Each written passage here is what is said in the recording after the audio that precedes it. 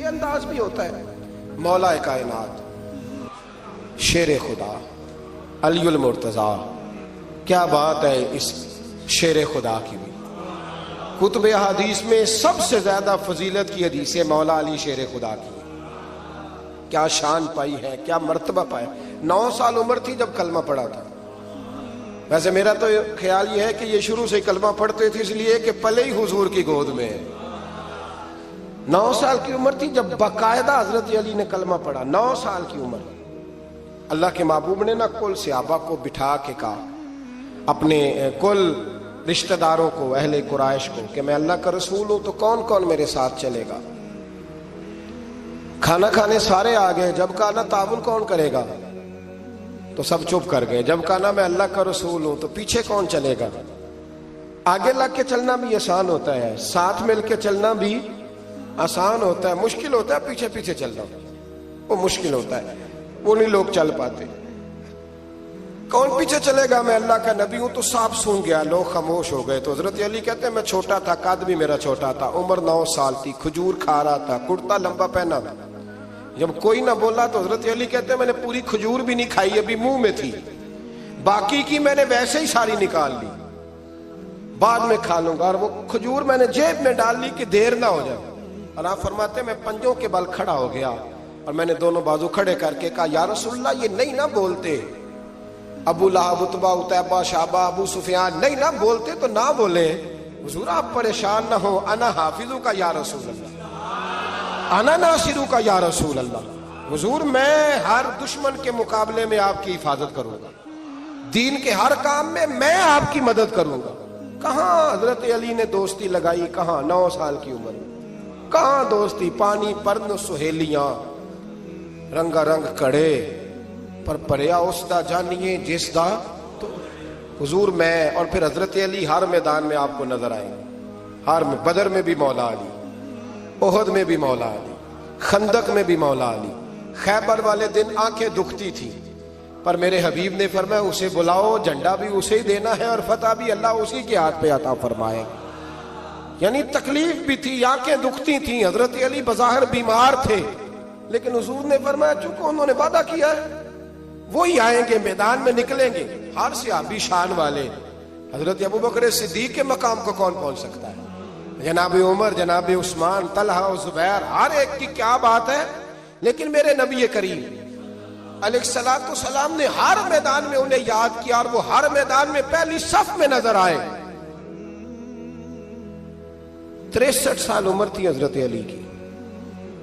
کوفے کے بازار سے گزر رہے تھے، ایک کافر نے آ کے خنجر مارا اور جناب علی المرتضیٰ شیر خدا کی داڑھی سے جب خون نکلا نا، وہ 9 سال کی عمر میں وعدہ کیا تھا کہ میں دین کا مددگار بنوں گا.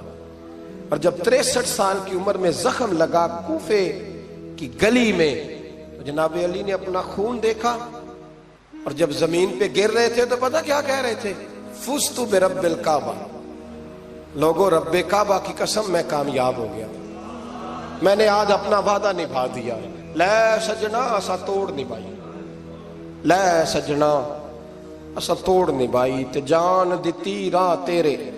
ختم ہو گئی بات. لے او سجنا اسا توڑ نبھائی. عشق لگا سی کھیڈاں کھیڑ دی لو تے پھر مینوں کھیڈاں بھول دیاں بھول گئیاں. میں کجل پایا سی یار دے ویکھنے، پھر وہ یاد وچ روندیاں ہی ڈول گئیاں. تے حیدر شاہ اس گلی کدے بھی نہ رول دی پر ہن تے رول گئیاں. تے بلے شاہ دی او جانے سانو اپنی توڑ نبھا لیندے. عزیزو یاد رکھو اللہ رسول سے رشتہ نا ہر لمحہ نبھاؤ. میں نے جمعے والے دن بھی کہا تھا کہ مجھے سمجھ نہیں آتی کہ شب برات کو لوگ رو رو کے دعا مانگتے ہیں. میں نے معراج شریف کی رات زیادہ دعا نہیں منگائی. میں کہتا ہوں کہ اتنا مسلمان ساری رات رو رو کے دعا مانگتا ہے تو سویرے کرپشن تو پھر بھی نہیں ختم ہوتی. توبہ کا ترجمہ یہ ہے کہ پچھلے گناہوں پہ شرمندہ ہوں تو آئندہ نہ کرنے کا وعدہ کرتا ہوں.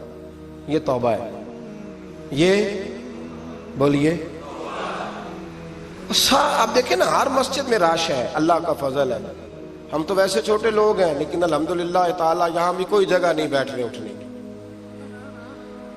لیکن کیا یہ رسم ہے کہ استغفر اللہ رو رو کے دعا مانگی اور سویرے اسی طرح جھوٹ بولنے کا ارادہ چھوڑا ہی نہیں، فریب چھوڑا ہی نہیں؟ یہ کوئی رسم ہے؟ یہ کوئی ایکٹنگ کرنے آئے ہیں مسجد میں؟ ایک دستک دے رہا ہوں، آپ کو سمجھا رہا ہوں. توبہ کا مطلب یہ ہے کہ آج کے بعد جھوٹ نہیں بولوں گا، آج کے بعد غیبت نہیں کروں گا، آج کے بعد حرام نہیں کھاؤں گا، کسی مسلمان کو تکلیف نہیں دوں گا، ماں باپ کو نہیں ستاؤں گا، کسی کی عزت کو نہیں اچھالوں گا. یہ توبہ کا معنی ہے. لیکن ساری رات روتے رہے اور سویرے پروگرام یہ ہے کہ دکان پہ جاؤں گا تو جھوٹ بولوں گا، کم ناپوں گا، کم تولوں گا، تو یہ توبہ ہے؟ دیکھیں نا، مجھے پتا چل جائے کہ ایک بندہ میرے سامنے آ کے کھڑا ہوا ہے پر وہ جھوٹا ہے، وہ میری تعریفیں کر رہا ہے پر جھوٹا ہے، مجھے غصہ آئے گا کہ نہیں آئے گا؟ لیکن اللہ رسول کی بارگاہ میں ساری رات رو رو کے ہائے ہائے کرنا، سویرے پھر وہی پروگرام. میرے رسول کریم نبی رحمت علیہ السلام، مکے کا زمانہ اسلام پر غربت تھی، کمزوری تھی. قبیلہ زبید کا ایک شخص مکے آیا، زبیدی. ایک مکے میں منڈی لگتی تھی، اس کا نام تھا حضورہ. یہ جو حضورہ منڈی تھی، اس منڈی پر ابو جہل کا قبضہ تھا. آج کل تو نہیں قبضہ ہوتا منڈیوں پر کسی کا، حضورہ نامی منڈی پہ نا ابو جہل کا قبضہ تھا. اونٹ بڑے خوبصورت تھے، شاندار تھے. اس نے کہا میں نے بولی دینی. ابو جہل نے اعلان کہ خبردار کوئی بولی نہ دے. بڑی دور تھا قبیلہ زبید، وہ آدمی واپس لے جا نہیں سکتا تھا، مجبور ہو گیا. ابو جہل کہنے لگا چوتھا حصہ قیمت دوں گا اور اونٹ تمہیں دے کے جانے پڑیں گے، یعنی اگر لاکھ کے ہیں تو 25,000 کے دو.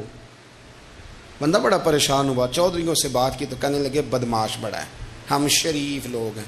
شریف اور بزدل میں، بزدلی کو شرافت کا نام نہ دو، پکی بات کر رہا ہوں. شریف اور بزدل میں شریف ضرور بنو پر بزدل نہ بنو. جی ہم جی شریف لوگ ہیں جی، وہ کیا مطلب؟ کوئی پاس نہ آیا. وہ بیچارہ نہ کونے میں بیٹھ کے رونے لگ گیا. کہنے لگا میں کدھر جاؤں یارو، میں واپس بھی نہیں لے جا سکتا، اور چوتھے حصے میں دے کیسے جاؤں، اتنا نقصان. وہ رو رہا تھا تو کہیں حضرت زید بن ارقم نے سن لیا. آپ فرمانے لگے کیوں روتا ہے؟ کہنے لگا یار میں نے تو اہل عرب کی تعریف سنی تھی، میرے ساتھ کھڑا ہی کوئی نہیں ہوتا. تو آپ فرمانے لگے تو نے عربی دیکھا ہی کب ہے؟ اگر کائنات کا حسین و جمیل عربی دیکھنا ہے تو جا حرم مکہ میں بیٹھا ہے. مکھ چند بدر شاشانی ہے تے متھے چمک دی لاٹ نورانی، کالی زلف تے اکھ مستانی، مخمور اکھی ہیں مد بریاں سبحان اللہ. ما اجمل کا، ما احسن کا، ما اکمل. کتھے مہر علی تے کتھے تیری ثنا، مشتاق اکھی کتھے جال. تو نے دیکھا کب ہے؟ اگر عربی دیکھنا ہے نا تو وہ بیٹھا ہے. جا کے حرم میں ٹیک لگائے، مظلوموں کے والی، غریبوں کے ماوا، رسول رحمت. ایک سادی سی چادر اوڑے حضور بیٹھے تھے. وہ زبیدی کہتا میں آیا، نبی کریم کو بات سنائی. حضور فرمانے لگے این الجمل کا، او کدھر ہے تیرے اونٹ؟ عرض کی حضور وہ وہاں ہیں. فرمایا چل نہ. حضور کوئی بولی نہیں لگا رہا، کوئی خرید نہیں رہا. ابو جہل گھنٹا پڑا، اس کے ڈر سے سہم گئے. حضور فرمانے لگے چل نہ، میں بولی لگاتا ہوں. اور دیکھو نرخ بازار محبت کا انوکھا ہو گیا، خود خریداروں شامل آ کے مولا ہو گیا. نبی کریم نے حضرت سعد بن ابی وقاص کو بلایا، حضرت عمر کو، حضرت ابو بکر کو، مدد کے لیے نہیں. حضور فرمانے لگے میری جیب میں پیسے تھوڑے ہیں، ظاہری طور پہ تھوڑے ہیں، ورنہ تو کائنات کے خزانوں کی کنجیاں حضور کے پاس ہیں. تھوڑے تھوڑے پیسے دو بھی بولی دینی ہے. سب سے پیسے لیے میں چلو بولی لگانے چلے. حضور آئے، اللہ اکبر، یہ میرے رسول کا طریقہ ہے. آؤ ذرا تھوڑی دیر کے لیے سوچیں. ابو جہل بیٹھا ہے بڑی مسند پہ، قربان جاؤں مدینے والے حبیب. وہ زبیدی کہتا اس کے کپڑے مہنگے تھے، حضور کے سادے تھے. اس نے بڑی پگڑی باندھی تھی، حضور کی سادی تھی. کہتے ہیں وہ آنکھیں اٹھا کے بات کرتا، مدینے والے نبی آنکھیں جھکا کے بات کرتے. وہ بولتا جاتا، حضور تھوڑے تھوڑے سادے سادے ٹھہر ٹھہر کے جملے بولتے. کہتے ہیں نبی کریم علیہ السلام اس کے ساتھ آ کے حضور بیٹھ گئے اور فرماتے ہیں میرے رسول کریم نے اپنا جبہ سیدھا کیا، پگڑی کو حضور نے سیدھا کیا اور فرمایا چل لگا بھائی بولی. ایک اس نے لفظ بولے، پھر حضرت ابو بکر نے بولی دی، پھر حضرت عمر نے دی، پھر سعد بن نبی وقاص نے دی، پھر زید بن ارقم نے دی، پھر رسول کریم نے دی۔ وہ کہتا ہے جتنے میں بیچنا چاہتا تھا نبی پاک نے ڈبل میں میرے اونٹ خریدے، ڈبل میں اونٹ خریدے میرے رسول۔ سلام اس پر کہ جس نے دشمنوں کو بھی قبائیں دی، سلام اس پر کہ جس نے گالیاں سن کر دعائیں دی۔ اور میرے اعلیٰ حضرت کہنے لگے جاؤ جا کے اعلان کر دو، غم زدوں کو رضا مجدہ دیجئے کہ ہے بے کسوں کا سہارا ہمارا، بے کسوں کا سہارا، جاؤ غم زدوں کو رضا مجدہ دیجئے کہ ہے بے کسوں کا سہارا۔ رسول کریم صلی اللہ علیہ وسلم نے نا خریدا مال، اور حضور سید عالم وہاں سے نکلے، اور نکلتے وقت حضور فرمانے لگے ابو جہل تیری آج شکایت آئی ہے، آج کے بعد نہ آئے۔ مکہ سارا اس کے ساتھ ہے، حضور کی مخالفت ہو رہی ہے، 40 لوگ ہیں صرف کلمہ پڑھتے، اور دین کا کام دار ارقم میں قید ہو کے کرنا پڑتا ہے، لیکن جب ظالم کے خلاف نکلے ہیں تو پھر دار ارقم میں بند ہو کے نہیں، پھر میدان میں نکلے اور فرمایا آج کے بعد تیری شکایت نہ آئے۔ کہنے لگا جی بالکل نہیں آئے گی، میں آپ کو موقع نہیں دوں گا۔ حضور چلے گئے تو پیچھے سارے کافر اس کے گرد اکٹھے ہو گئے، کہنے لگے ہم پہ تو بڑا روب ڈالتا ہے، اب تجھے کیا ہوا، پانی پانی ہو گیا، تم کیا کون سا سانپ سونگ گیا، بولا ہی نہیں۔ کہنے لگا مجھے لات و منات کی قسم، جب مصطفیٰ کریم میرے پاس آئے تو ان کے ساتھ ایسی ایسی طاقتیں تھیں، نیزے تھے، برچیاں تھیں، بھالے تھے، مجھے لگتا تھا میں نے سی کی تو میرے ٹکڑے ٹکڑے کر دیں۔ کہنے لگا جا پاگل ہو گیا، ان کے پاس تو چھڑی بھی کوئی نہیں تھی، وہ تو خالی ہاتھ ہیں، بکواس کرتا ہے، کچھ بھی نہیں تھا۔ کہنے لگا مانو نہ مانو، ان کے پاس بڑا کچھ تھا، اور اگلی بات جو اس نے کی وہ تاریخ میں محفوظ ہے، وہ تاریخ میں محفوظ ہے، وہ تاریخ میں محفوظ ہے، وہ تاریخ کا حصہ ہے۔ ابو جہل کہنے لگا اٹھتے ہی کہ مجھے لگتا ہے جب تک محمد ابن عبداللہ موجود ہیں یہ ہمیں ظلم نہیں کرنے دیں گے، یہ ہمیں کوئی زیادتی کرنے، تاریخ میں محفوظ ہے جملہ ابو جہل کا۔ کہنے لگا جب تک یہ موجود ہے ہمیں کوئی زیادتی کرنے۔ حضرت فرمایا کرتے تھے زندہ نبی کے ماننے والوں زندہ بن کے زندگی گزارو، زندگی زندہ دلی کا نام ہے، مردہ دل کیا خاک جیا کرتے ہیں؟ جو قومیں سر اٹھا کے جیتی ہیں وہ زندہ ہوتی ہیں۔ اس لیے اپنی زندگی میں حق کے خود اختیاری پیدا کریں، جینا سیکھیں، لڑنا سیکھیں، میدان میں رہنا سیکھیں۔ سہم کے وقت نہیں گزرے گا، ظلم سہنے سے بھی ظالم کی مدد ہوتی ہے، لہذا حق لینا سیکھیں، حق پر کھڑے ہونا سیکھیں، اپنے مزاج میں یہ باتیں پیدا کریں۔ مجھے خاتون نے پوچھا، میرا بھائی کہتا ہے حصہ لے لے پھر میرے مرے کا منہ نہ دیکھنا۔ میں کہ پتر تو حصہ لائے نہ منہ ویکھی ہوتا، کوئی ضرورت نہیں، منہ ایسے ظالم کا منہ ویسے بھی نہیں دیکھنا چاہیے جو بہنوں کا حصہ کھا جائے۔ میں نے کہا تو منہ دیکھنے کی کوئی ضرورت ہے، یہ کوئی بلیک میلنگ ہے؟ ابا کہتا ہے حصہ لے لو منہ نہ دیکھنا۔ میں کہا بالکل نہ ویکھی، تو بلکہ آنکھ میں ویکھنا بھی نہیں چاہتی، تو ادھر رکھ، اللہ رسول نے مقرر کیا میرا حصہ۔ کیا فلسفہ ہے ہمارا؟ جو بات غلط ہے اس پہ لوگوں کو بلیک میل کرتے ہو، جائز بات پہ ڈٹنا سیکھو۔ آپ جب ڈٹ جاتے ہیں نا تو پھر اللہ مدد کرتا ہے، پھر اللہ تتنزل علیہم الملائکہ، پھر اللہ فرشتے بھی نازل کرتا ہے۔ حضور نے فرمایا جو جان کی حفاظت کرتے مر گیا وہ بھی شہید، جو مال کی حفاظت کرتے مر گیا وہ بھی شہید، جو دین کی حفاظت کرتے مر گیا وہ بھی، جو خاندان کی، اپنے گھر کی، اپنے بچوں کی حفاظت کرتے مر گیا وہ بھی۔ تو اتنا بڑا درجہ حضور نے بیان کر دیا ہے۔ تو کبھی بھی زندگی میں ظالم کے سامنے سرنگو نہ ہونا، کچے پلپلے ہونے کا کبھی بھی اظہار نہ کرنا، کھڑے رہنا، جو کھڑا رہتا ہے رب اس کے ساتھ رہتا ہے۔ اللہ سمجھنے کی توفیق عطا فرمائے۔ اسحاق نے بھی لکھا ہے، ابن حشام نے بھی لکھا، البدایہ والنہایہ میں بھی ہے۔ کچھ تو لوگ ایک ایک دو دو کر کے مسلمان ہوئے نا، کچھ قبیلوں کے قبیلے مسلمان ہوئے۔ بنو عراش ایک قبیلہ تھا، اس کا ایک شخص مسلمان ہوا، پھر سارا قبیلہ مسلمان ہوا۔ وہ کہتا ہے میں نا مکہ مکرمہ آیا، یہ وہ دور تھا جب نبی پاک علیہ السلام نے ابھی اعلان نبوت فرمایا تھا، اور وہ اسلام پر غربتوں کے دن تھے۔ سارا مکہ جب جتھا ہو جاتا ہے پھر تو بندے کی بڑی بات ہوتی ہے نا، اور جب ایک ایک دو دو سنگی ہو تو پھر مشکل ہوتا ہے۔ غربتوں کے دن تھے۔ کہتے ہیں میں مکے آیا، میں چھوٹا سا کاروباری تھا، بیوپاری تھا، تاجر تھا، میں گاؤں سے جانور خریدا کرتا تھا، شہروں میں بیچا کرتا تھا۔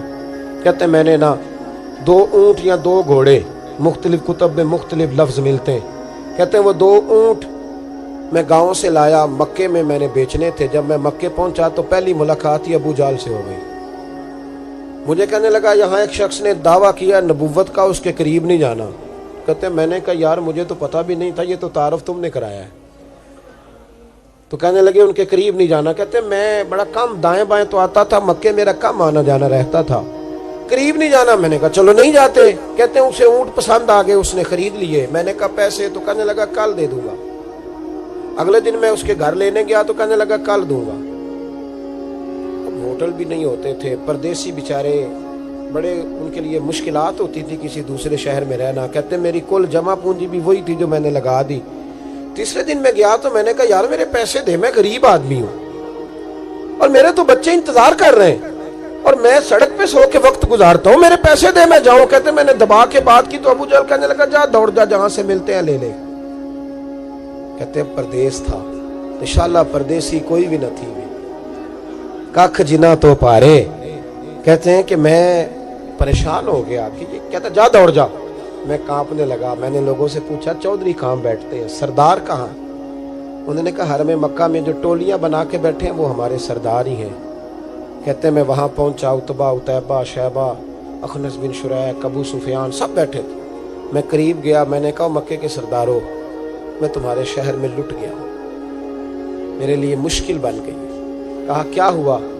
کہنے لگے ایک آدمی نے مجھ سے 2 اونٹ خرید لیے، وہ میری کل کمائی تھی، پہلے تو آج کل کرتا رہا، اب کہتا ہے جا دوڑ جا، کچھ نہیں ہے، میری مدد کرو. کہتے ہیں اتبا بولا. کہنے لگا کس کی طاقت ہے ہمارے ہوتے ہوئے تیرے پیسے دبا جائے؟ کہتے ہیں جب اس نے یہ کہا تو میرے اندر امید کی کرن چمکی کہ میرے مل جائیں گے. کہتے کون ہے بتا؟ میں نے کہا کہ ابو جہل. کہتے اس نے ساتھ ہی نا گردن جھکا لی. کہنے لگا اوہو وہ تو بہت بڑا گنڈا ہے، تو کہاں الجھ گیا؟ وہ تو پیسے نہیں ملتے. کہتے ہیں اب تو میرے پاؤں تلے زمین نکل گئی. یہ تاجر نا جب ڈوبتا ہے تو خودکشی کرتا ہے معاذ اللہ. اس لیے کہ جب کسی انسان کی کل پونجی، ایک تاجر کے ساتھ بہت سارے لوگ وابستہ ہوتے ہیں، یہ دولت کی محبت نہ سمجھیں، اس کو بہت بڑا الجھاؤ ہوتا ہے.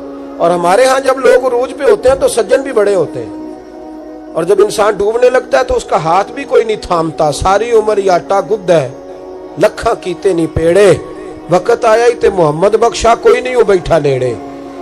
آپ کو پتہ ہے کوئی قریب بھی نہیں آتا غربت کے دنوں میں.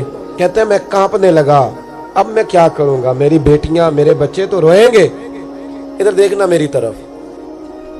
کہتے ہیں سامنے نا بیت اللہ شریف کے ساتھ ٹیک لگا کے آمنہ کے لال بیٹھے تھے، سادہ سا لباس، سادہ سا.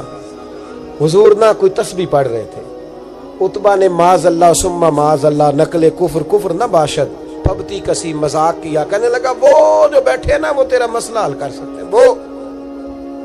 کہتے اس نے یہ کہا اور باقی ہنسنے لگے. مجھے سمجھ نہ آئی کہ بھیجتے بھی ہیں اور ہنستے بھی ہیں. انہوں نے تو معاذ اللہ مذاق کیا نا کہ آج کل تو بڑا سارا مکہ مخالف ہے تو وہ کیسے جائیں گے، اور ابو جہل سب سے بڑا مخالف ہے. کہتے میں نا آہستہ آہستہ قریب گیا حضور کے. غریب آدمی ڈرتا ہے نا بیچارہ، وزیروں سے بھی پیروں سے بھی کامتا رہتا ہے. کہتے میں آہستہ آہستہ قریب گیا اور پیچھے جا کے بیٹھ گیا. میرا دل تھا کہ وہ فارغ ہو کے میری طرف دیکھیں گے، تب میں ڈر رہا تھا، سہم رہا تھا. لیکن کہتے میں قربان جاؤں ابھی میں پورا بیٹھا بھی نہیں تھا کہ مدینے کے چاند نے میری طرف رخ پھیر لیا.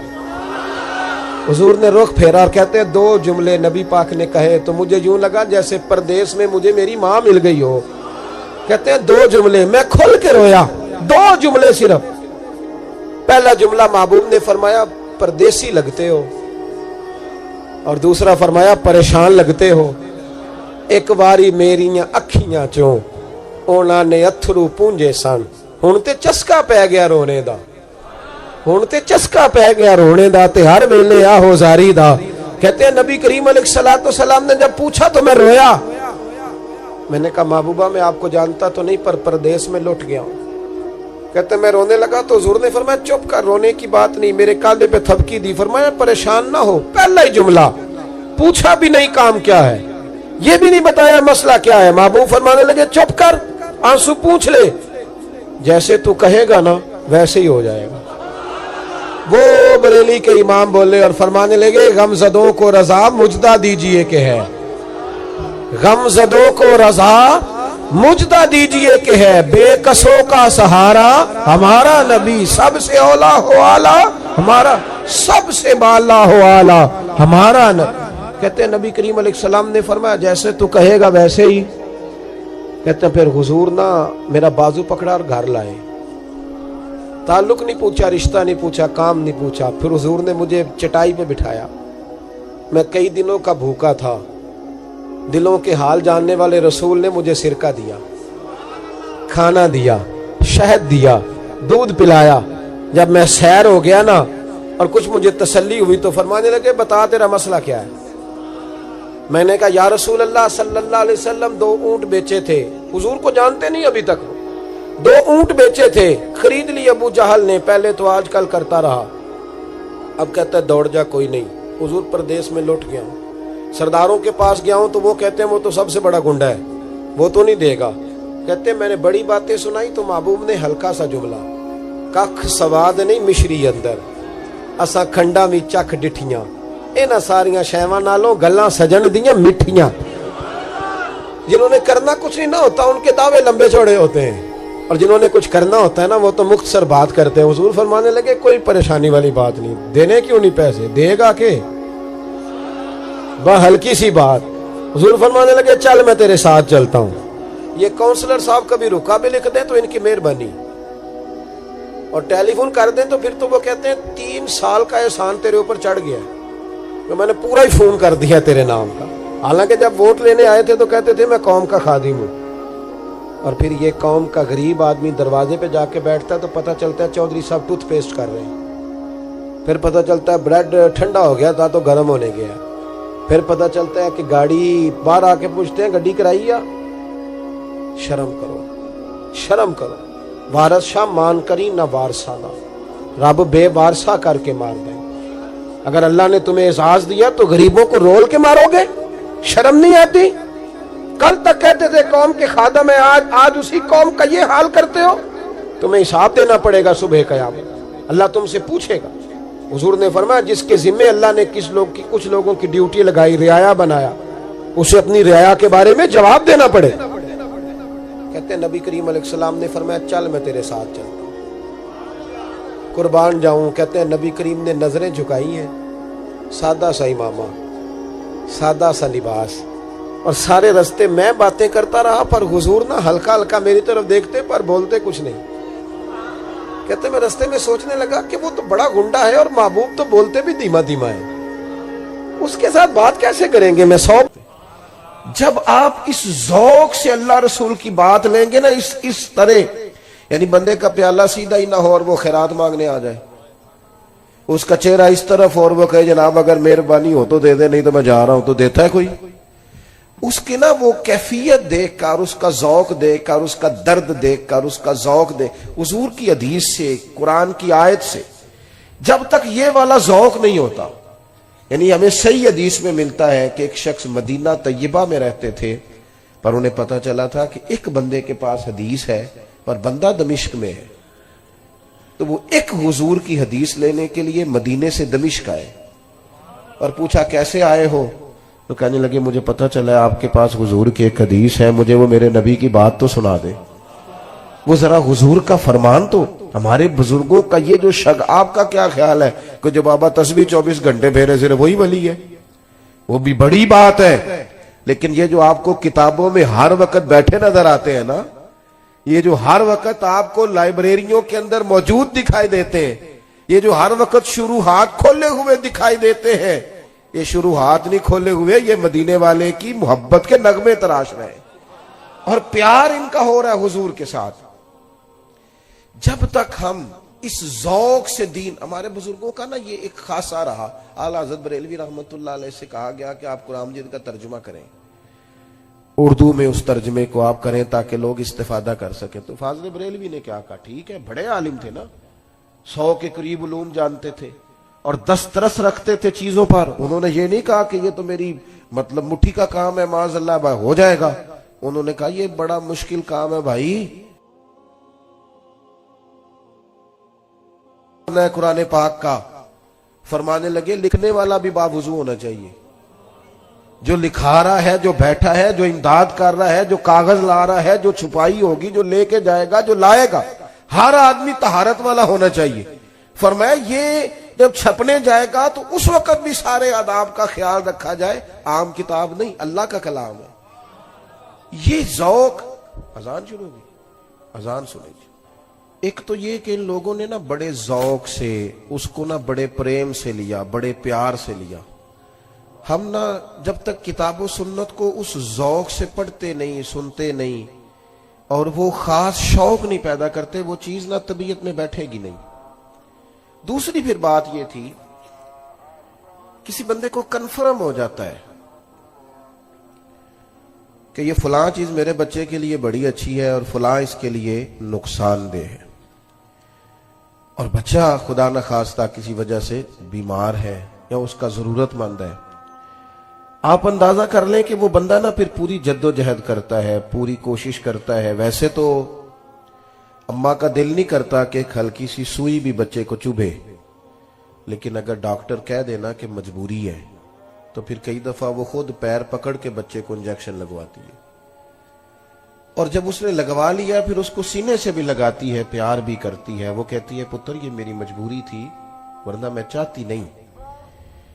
جب کسی چیز کو وہ اپنے بچے کے لیے بڑا بہتر جانتے ہیں نا, آپ نے دیکھا نہیں ساری زندگی باپ پردیس میں گزارا ہے, ساری زندگی تکلیف میں گزاری ہے, کس لیے کہ میرے بچے پڑھ جائیں, قابل ہو جائیں, آگے چلے جائیں. ہمارے بزرگوں کو چونکہ محبت اللہ رسول سے تھی تو جس شوق سے وہ دین کا علم پڑھتے تھے نا, پھر اس سے کہیں زیادہ ذوق کے ساتھ وہ دین کو پھیلایا بھی کرتے تھے. کسی بندے کے ساتھ بھی وہ اس طرح کا سلوک کرتے تھے کہ یہ بالکل بچہ ہے چونکہ دین نہیں پڑھا ہوا, تو وہ اس کو جب سمجھاتے تھے, قائل کرتے تھے, تو ایک پیچھے درد ہوتا تھا, ایک پیچھے ذوق ہوتا تھا. آپ کی توجہ ہے میری بات پر؟ ہمارے ہاں باللہ ماشاءاللہ میری طرح کے لوگ چونکہ تقریریں کرتے ہیں تو روایتی پن موضوع چل رہا ہے, ایک آج کل وہی موضوع بیان ہوتا ہے اگلے دن, اور قوم بھی یہی چاہتی ہوتی ہے کہ میں نے جانا ہے تو فلاں عنوان پر تقریر ہوگی, اور پھر وہ 3 4 6 8 نقطے ہوں گے, اور اگر مولوی صاحب جوشیلے ہوں پھر تو کیا ہی بات ہے. اور جس طرح ہمارے ہاں اب علماء سے زیادہ جوشیلے نقیب مجلس ہوتے ہیں, تو اللہ کرے کہ وہ ایک جگہ ٹھہر کے نقابت کریں, ورنہ میری طرح کا بندہ تو ڈر رہا ہوتا ہے. وہ تھوڑا ادھر چلے جاتے ہیں, پھر تھوڑا ادھر چلے جاتے ہیں, پھر ایک اور بڑی خوفناک بات کرتے ہیں, کہتے تگڑے ہو جو میں جملہ دینے لگا. تو کئی دفعہ ڈر لگتا ہے کہ جملہ دینے لگا ہے کہ بم چلانے لگا ہے کوئی. تو کہہ جو تو نے کہنا ہے.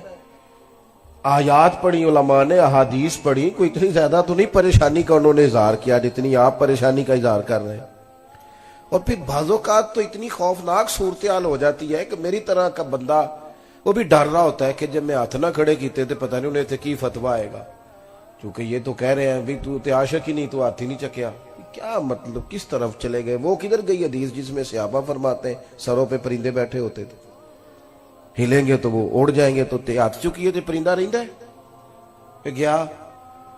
چلیں جو اٹھائے اچھی بات ہے, اس سے انکار نہیں, ضرور اٹھائے, خیر کی بات, لیکن جو نہیں اٹھا رہا اس پر جبر کس بات کا, اس پر فتویٰ کس بات کا, آزمائش کس بات کی. اس لیے نقیب محفل سے بالخصوص میں عرض کرنا چاہوں گا کہ کچھ چیزیں ایسی ہیں جن کا اعتدال میں ہونا بڑا ضروری ہے, بڑا ضروری ہے, ان کو اعتدال میں رکھا جائے. آپ میری بات کو سمجھیں گے. ہمارے بزرگوں نے, صوفیاء نے نا, درد تھا ان کے دلوں میں کہ میں نے دین پھیلانا ہے, درد تھا. بے نمازی کو دیکھ کے پریشان ہو جاتے تھے. جو بندہ مسجد نہیں آتا تھا اس کو دیکھ کر ان کا دل دکھتا تھا. کسی کو قرآن پاک نہیں آتا تو پریشان تھے. حضرت باجزید بستامی رحمت اللہ علیہ دیکھتے کسی نوجوان کو کہ وہ دین سے دور ہے یا کسی گناہ میں ہے یا معاذ اللہ مسلمان نہیں ہے, تو رو پڑتے, کہتے مالک تو نے کتنا خوبصورت بنایا ہے, اس سے وہ والے کام کرا جو اسے جنت میں لے جائے. ایسا نہ ہو کہ یہ جہنم کا ایندھن بن جائے. وہ درد تھا, اس درد سے انہوں نے دین پھیلایا, اس درد سے انہوں نے. کوئی نہیں چپتی تھی کتابیں اتنی تیزی سے اعلیٰ حضرت کے زمانے میں, لیکن وہ درد تھا جو انہیں بیٹھنے نہیں دیتا تھا. صبح لکھتے, شام لکھتے, مشقت کرتے. ایک آدمی سینکڑوں آدمیوں کا کام تنے تنہا کرتا, ڈیوٹیاں کی ان لوگوں نے. آپ کبھی آج ان کی کتابیں لوگوں سے پوری پڑھی نہیں جا رہی, بتاؤ کس طرح لکھی. اور وہ کتاب اس طرح نہیں ہے کہ 2 4 چیزیں ادھر سے لی, 2 4 ادھر سے لی, تو 5 کتابیں سامنے رکھی تو 6ٹھی بھی بن گئی ان میں سے. اس طرح نہیں ہے. وہ تو کام اس طرح ہے کہ ایک ایک جملے پر کئی کئی کتب کے حوالہ جات ہیں, وہ اندر نہ، وہ کسی درویش نے کہا تھا پانی لوڑ نہیں ہڑا نو راہ برا دی. جب ہڑ آتا ہے نا، ہڑ جذبے کا، تو پھر وہ اپنا رستہ بنا لیتا ہے. میرے عزیز آپ یاد رکھیں گے ہمارے بزرگوں کی طبیعتوں میں صبح اٹھنا، سارا دن ڈیوٹی کرنا، سارا دن خدمت کرنا، جدوجہد کرنا، اور دل میں درد کا ہونا، ذوق ہونا کہ لوگ دین والے ہو رہے. او ماشاءاللہ ماشاءاللہ، جانشین حضرت شیخ الحدیث صاحبزادہ حامد رضا صاحب بھی تشریف لے آئے. تو میں یہ عرض کر رہا تھا کہ ذوق جب آپ کا شوق ہو جاتا ہے نا، میں نے دین پھیلانا ہے، تبلیغ کرنی ہے، پھر بندہ نکلتا ہے. پھر اس میں وہ حضور غوث پاک رضی اللہ تعالیٰ عنہ جب مجلس واعظ منعقد کرتے تھے نا، ممبر پہ بیٹھتے تو آنے سے پہلے دعا مانگتے تھے. کہتے تھے اللہ میں بات کروں گا تو اس میں تاثیر پیدا کر دینا. اور پھر جب گفتگو مکمل کر کے لوٹتے تھے تو عرض کرتے تھے مالک اگر کو میں نے خیر کا جملہ کہا ہے تو پھر ان کے دلوں کو بدل دینا. وہ ایک خاص، یعنی مجمع سے دان لینا مقصود نہیں، دعوت دین دینی ہے، پیغام حق سنانا ہے. دل میں ایک درد ہے کہ بے دینوں کو دیندار کیا جائے، جو مسجد سے دور ہیں انہیں مسجد کے قریب کیا جائے. ان کو حضرت جنید بغدادی فرماتے ہیں کہ میں حضرت سری سکتی رحمت اللہ علیہ کے ساتھ جا رہا تھا، ایک جگہ کچھ مجمع تھا، لوگ جمع تھے. حضرت نے فرمایا بڑھ کے دیکھو کیا ہے. کہتے میں نے دیکھا ایک شخص نے نا معاذ اللہ ثم معاذ اللہ شراب پی ہے اور وہ نشے میں دھوت ہے ایک بڑے اچھے وزادار گھر کا نوجوان، اور وہ گرا ہوا ہے اور وہ اول فول باتیں کر رہا ہے، اور لوگ وہاں کچھ تمسخر اڑا رہے ہیں اور کچھ اس کو ویسے دیکھ رہے ہیں. تو مجمع لگ گیا. کہتے حضرت سری سکتی رحمت اللہ علیہ کو میں نے آ کے عرض کی حضور چلیں، ایک آدمی نے شراب پی ہے اور اس کی حالت غیر ہے، تو لوگ اس کو دیکھ رہے ہیں. تو فرمانے لگے جنید کیا بات کرتے ہو، اس حال میں چھوڑ کے چلے جائیں، اور بندہ ہے مومن کو. کہتے ہیں حضرت اپنی چھڑی پہ سہارا لیتے ہوئے ایک سائیڈ سے میرا بازو تھامتے ہوئے اس شخص کے قریب آئے، اور چونکہ لوگ بزرگوں کا حیا کرتے تھے، جتنے لوگ کھڑے تھے چلو اپنا اپنا کام کرو. لوگ سبھی رخصت ہو گئے. شیخ مجھے کہنے لگے ایک پیالے میں پانی تو لاؤ. کہتے میں پانی لایا تو حضرت نے اپنے بوڑھے ہاتھوں سے اس کا منہ دھویا، پھر اس کے سر پہ تھپکی دی اور کہا بیٹا گھر جاؤ. اور جب اٹھے تو میں نے اٹھتے اٹھتے ان کی داڑھی پر ان کے آنسوؤں کو گرتے دیکھا. رو کے کہنے لگے مالک میں کمزور بندہ ہوں، بے بس ہوں، میں منہ دھو سکتا ہوں، دل تو نہیں نہ دھو سکتا. میری جو حیثیت تھی اس کے مطابق میں نے ڈیوٹی کر دی، میں منہ ہی دھو سکتا تھا، وہ میں نے دھو ڈالا. دل تیرے دست قدرت میں ہے، مہربانی فرما دے. حضرت جنید فرماتے ہیں اگلی صبح جب تہجد کی نماز کے لیے ہم پہنچے تو وہ جو کل عصر کا شرابی تھا آج تہجد کی نماز کے لیے بیٹھا تھا. تو کہتے ہیں پھر بھی کوئی بات نہیں جتلائی. جب ایک کونے میں بیٹھ گئے تو جوان اٹھ کے آیا اور حضرت کے گھٹنے پہ ہاتھ رکھ کے رویا. کہنے لگا بابا تیری دعا میں بڑا اثر ہے، کل تو نے منہ دھویا تھا تو کریم رب نے دل بھی دھو ڈالا ہے، کرم ہو گیا ہے. ہمارے بزرگوں کی جو تبلیغ تھی ان کا درد تھا، انہیں سونے نہیں دیتا تھا. وہ درد وہ لے کے نکلے نا. سب جانتے تھے مدینہ طیبہ میں تدفین اور جنت البقیع کی سعادت کتنی بڑی بات ہے، لیکن نکلے نا صحابہ. وہ کبھی کسی شہر میں کبھی کسی شہر میں، تیری تلاش میں پھرا میں جنگل پہاڑ اور دشت میں. کس ذوق سے انہوں نے، داتا صاحب بھی سیدزادے ہیں، شہزادے ہیں، اولاد رسول ہیں، ان کا گھر میں بھی ان کے لیے بڑا اعزاز تھا، پر راوی کنارے آ کے پتے کھانے کی کیا ضرورت تھی، ہندوؤں سے روڑے اور پتھر کھانے کی کیا ضرورت تھی. پر تیری تلاش میں پھرا میں جنگل پہاڑ اور دشت میں. اب عرس منایا جا رہا ہے خواجہ اجمیر کا، اور منوں کے حساب سے لنگر پکتا ہے، ورنہ تاریخ تو یہ ہے کہ خواجہ صاحب یہاں خیمہ لگاتے تھے تو کہا جاتا تھا وہ کھیڑو، تو وہ آگے جا کے لگا لیتے تھے. ان سے کہا جاتا تھا اٹھاؤ تو وہ ادھر جا کے لگا لیتے تھے. ان سے کہا جاتا تھا یہاں سے اٹھاؤ، وہ بیٹھے رہے. انہوں نے ڈیوٹی کی، کام کیا. ان ساری تیز آندھیوں کے بیچ انہوں نے اذان پڑھی اور اتنی پڑی کہ اس آزان پر نمازیوں میں خواجہ قطب الدین بختیار کاکی بھی آئے، انہی نمازیوں میں بابا فرید بھی آئے، انہی نمازیوں میں ناگپور کے درویش بھی آئے، اور پھر انہی نمازیوں میں سلطان شہاب الدین غوری بھی آئے۔ دعوت اس طرح دیتے ہیں، تبلیغ اس طرح کرتے ہیں کہ وہ بالکل آئے ہی نہ۔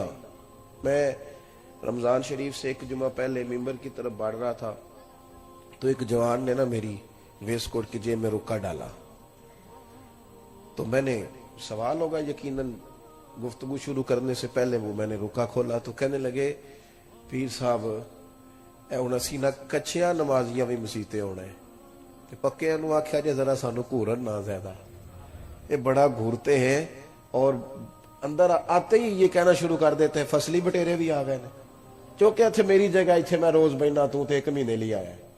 نہ ایسا کریں، اللہ کے حضور دعا کیوں نہ کریں کہ جو آیا ہے رب اس پہ فضل فرمائے اور وہ آ جائے، تھوڑی گنجائش کیوں نہ دے، تھوڑا پیار کیوں نہ کرے۔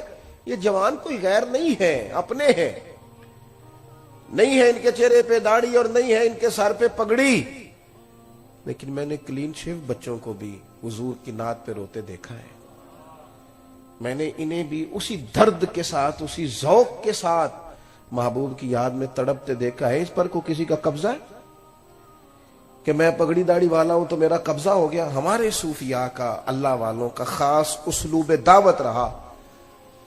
وہ زازان نام کا گویہ تھا نا، تو بڑی سریلی آواز تھی اور بڑی دور دور سے لوگ آتے تھے، تو حضرت عبداللہ ابن مسعود گزرے، آپ کے کانوں میں آواز گئی تو کھڑے ہو کے پتہ کیا تنقید نہیں کی، ہمارے ہاں تو ہو نقد ہے تنقید اسی وقت، دیکھو جناب کیا تماشے لگے ہوئے، اس قوم نو حیا ہی نہیں، یہ نہیں ٹھیک ہو سکتے، ان کا کچھ نہیں ہو سکتا۔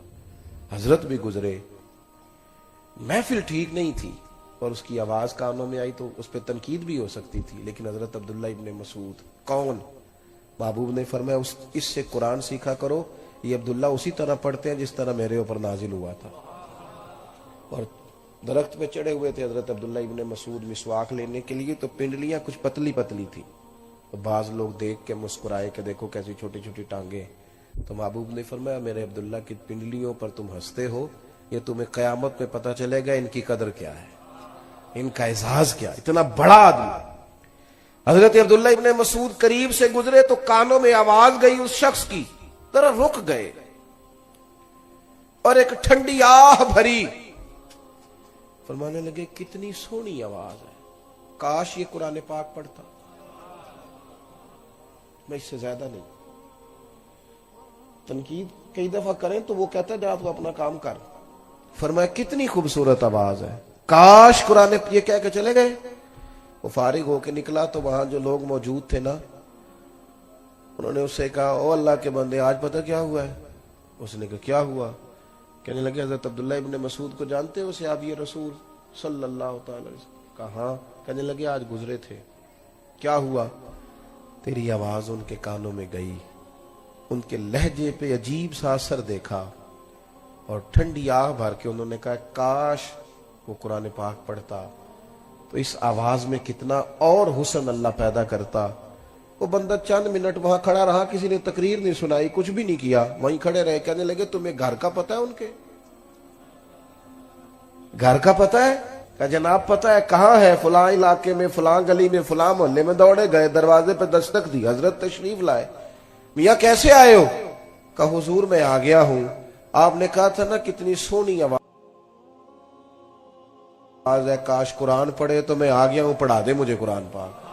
اب قرآن پاک ہی پڑھا جائے گا۔ تیسری بات، اور اس پر میں نے اپنی بات کو ختم کرنا ہے، ایک تو سیکھیں تو ذوق سے، ایک اسے پھیلائیں تو ذوق سے، اور یہ کہ دین کے کام کو نا، اور دین کی دعوت کو، اس کو مناسب منصوبہ بندی کے ساتھ آگے بڑھائیں، صرف اس کو تبرک نہ بنائیں، خالی تبرک نہ، ہر چیز کو لوگ منصوبہ بندی سے، کوشش اور کاوش سے آگے لے کے چلتے ہیں، لیکن دینی کام ایسا ہو جی اللہ کی سپرد کرو جی ہو جائے گا، بھئی ایسے تھوڑی ہوتا ہے۔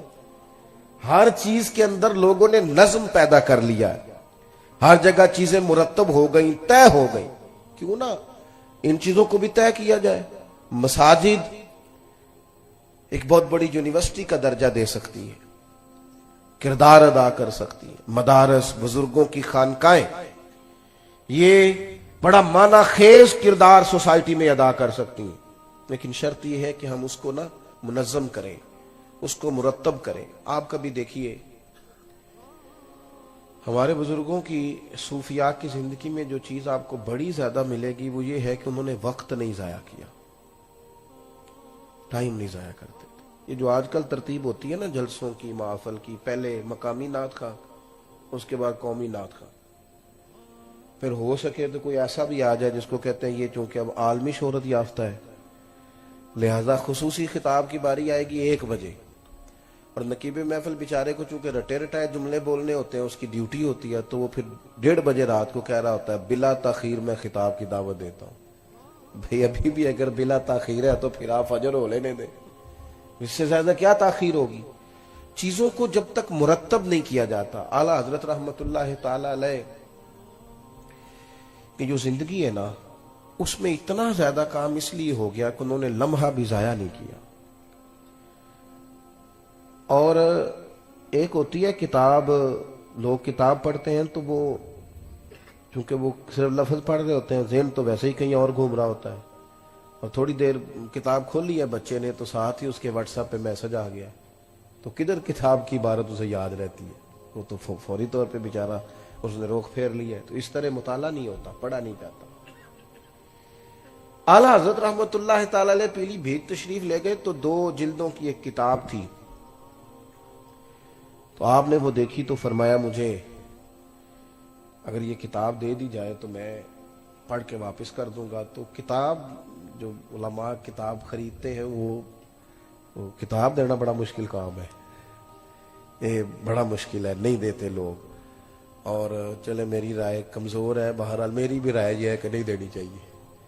کسی نے اگر اس پہ حاشیہ لکھا ہے یا اپنی عبارتوں کو سیٹ کیا وہ دے دے گا تو وہ کئی دفعہ مشکل ہو جاتا ہے اس کا لوٹنا.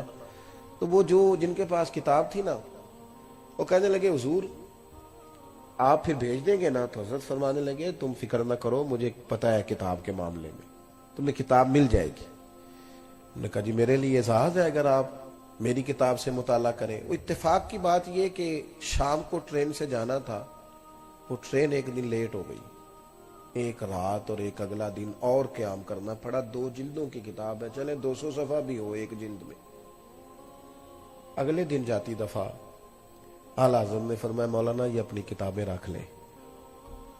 کہنے لگے حضور وہ کل میں نے ذرا تردد کیا تھا، لگتا ہے آپ ناراض ہو گئے، آپ لے جائیں، میں مہربانی کریں، کوئی ایسی بات نہیں. فاضل بریلوی فرمانے لگے نہیں آپ غلط فہمی کا شکار ہے، میں نے اللہ کے فضل سے لفظ بلفظ پڑھ لی ہے. اور فرمایا میں نے اس طرح پڑھی ہے کہ گھر جانے تک اور وہاں جا کر 1 مہینے تک مجھے اس کے عنوانات یاد رہیں گے، اور میں کوشش کروں گا کہ اس کا جو لب لباب ہے میں اپنے ہاتھوں سے لکھ لوں، اس لیے کہ میں نے ذوق سے پڑھا ہے. میں نے یہ نظم جب آپ کی زندگی میں ہوتا ہے نا، آپ چیزوں کو مرتب کر کے لیتے ہیں، طے کر کے. حکیم الامت مفتی احمد یار خان صاحب نعیمی رحمت اللہ علیہ، مفتی صاحب جمعے کا خطبہ شروع کرتے تھے تو لوگ اپنی گھڑیاں ٹھیک کرتے تھے. کہتے تھے جب مفتی صاحب کہتے ہیں نحمدہ تو اس کا مطلب ہے پورا ایک ہو گیا. گھڑیاں لوگ ٹھیک کرتے تھے. وہ ایک جاٹ تھا، جٹ، ان کا طریقہ یہ ہوتا ہے کہ وہ عصر کی نماز کے وقت دودھ دھوتے ہیں بھینسوں کا، تو وہ اپنے بیٹے سے کہتا وہ کٹا چھاڑ ہوئے ٹائم ہو گئی مجھا چونے دا. وہ کہتے بدیو جیتے اے سورج کھڑا ہو، کہتا نہیں پترا مفتی صاحب لنگ گئے نہیں، مفتی صاحب لنگ گئے نہیں، عصر دی نماز پڑھانے لئی ٹائم ہو گیا ہی. تو ایک کاری گھڑی ویکھ، اس نے گھڑی دیکھی تو کہنے لگے تو بالکل ٹھیک کہہ رہے ہیں.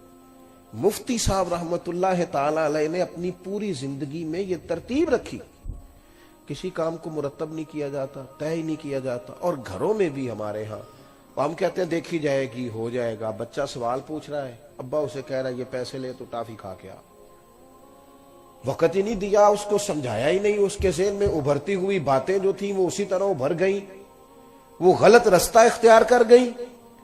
وہ کچھ مطالبات کر رہا تھا، اس کی کچھ چاہتے تھی، لیکن ہم چیزوں کو مرتب ہی نہیں کر رہے.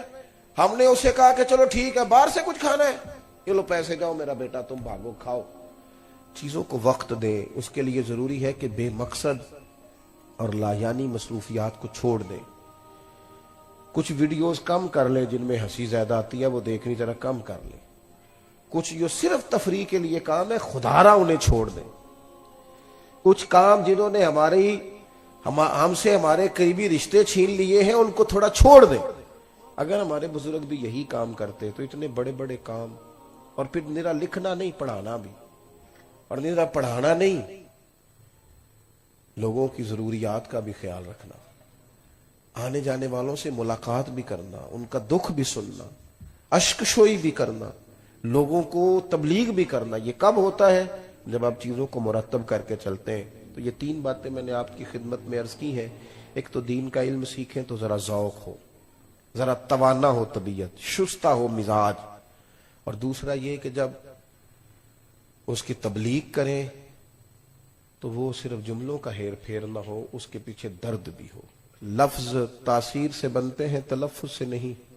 اہل دل آج بھی ہے اہل زباں سے آگے، اس کے پیچھے درد ہو. اور تیسری بات یہ کہ چیزوں کو مرتب کریں، ان کو طے کریں.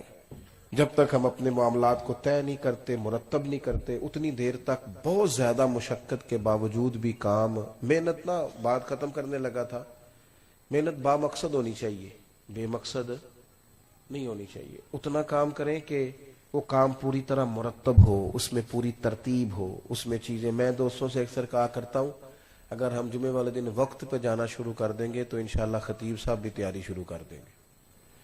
انہیں اندازہ ہوگا کہ یہ بندہ پچھلی جمعے بھی یہاں پہلی صف میں بیٹھا تھا اور پوری بات سنی ہے، تو اب میں نے پچھلے جمعے والی نہیں کرنی، مجھے کچھ کتاب کو دیکھنا ہے، کچھ چیزوں کو لینا ہے. کئی دفعہ طلباء کے اٹھتے ہوئے سوالات بھی اساتذہ کو زیادہ مطالعے پہ مجبور کر دیتے ہیں.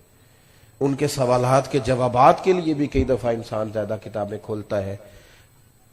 دعا یہ ہے کہ اللہ تعالی حضرت پیر سید فتح علی شاہ صاحب رحمت اللہ تعالی علیہ کے مزار پر انوار پر اپنی رحمتوں کا نزول فرمائے، آپ کے فیضان کو جاری و ساری فرمائے.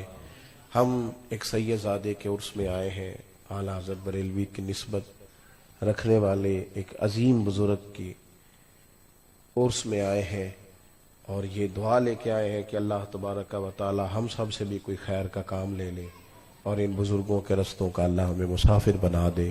آخر دعوانا اے چل قدے خدایا ناظر ہے میرے پلے، نا پر ہے میرے بلے، ناظر ہے میرے پلے، نا پر ہے میرے بلے،